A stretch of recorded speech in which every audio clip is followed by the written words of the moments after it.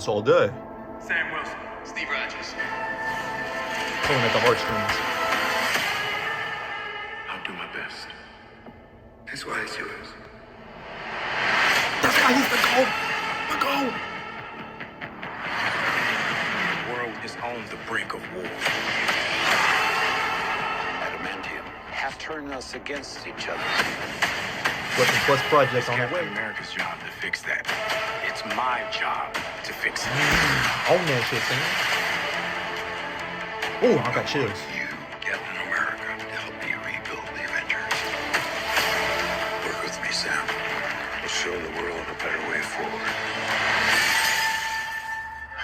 Movie's got a lot of plot lines to it.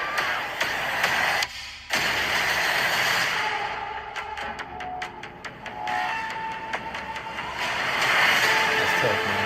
You know that. There's possibility of another attack. That's like the Sam Jackson scene in Winter Soldier. Your inner circle's been compromised. Let me fix it. You're not Steve Rogers. Right. I'm not. In some way, shape, or form. Ooh, What if it's a trap? chills.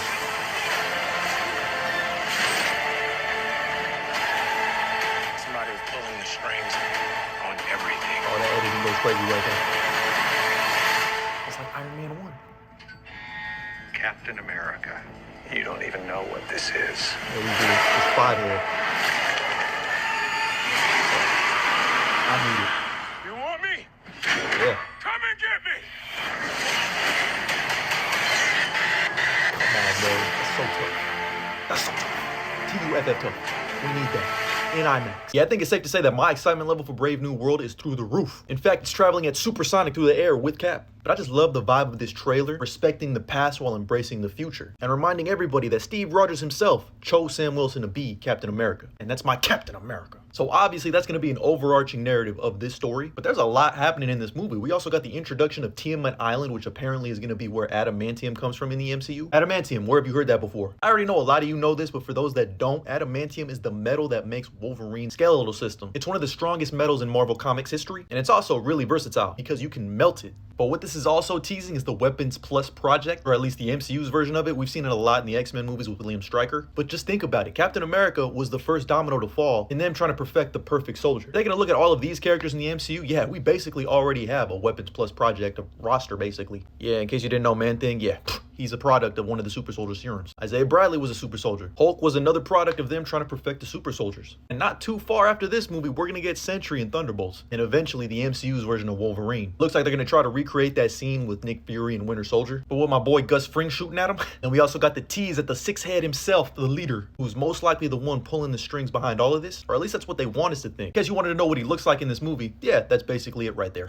I gotta be honest with you, he kind of got that shit on though. This movie really is the Incredible Hulk 2. And in case you forgot, this is Samuel Stearns from the first Incredible Hulk movie with not Mark Ruffalo, Edward Norton. He was Mr. Blue. He gets his head caved in after making the abomination and then gets some gamma juice onto his brain. The last we see of him is here, smiling. But what a lot of you probably don't know is that he was actually taken into custody by Black Widow. There's an official MCU tie-in comic book called Fury's Big Week, which reveals that Black Widow goes in, takes the leader, and he's been under monitoring of S.H.I.E.L.D. this entire time. But guess what happened to S.H.I.E.L.D.? They fell thanks to Hydra. And he's 1000% responsible for the Red Hulk. But I think the twist is this was still all under Thunderbolt Ross's order. Or maybe he's just working with the leader. I don't know. It's kind of close. What we do know is that Thunderbolt Ross has a heart issue in the MCU. So maybe that's why he turns to the leader for some help. But he didn't realize he was going to get juiced up like that. I'm not going to hold you. I'm actually really excited to see Red Hulk in the MCU. But I know a lot of people have questions on how is Sam Wilson's Captain America, who's a normal human being without the super soldier serum, is going to fight the Red Hulk. And yes, I hear you. How are we going to have Red Hulk fighting Captain America before the real Hulk? One day we'll get this fight, but today is not that day. But this little clip right here actually revealed how Sam's going to be able to go toe-to-toe with the Red Hulk. When he got bounced around like a pinball,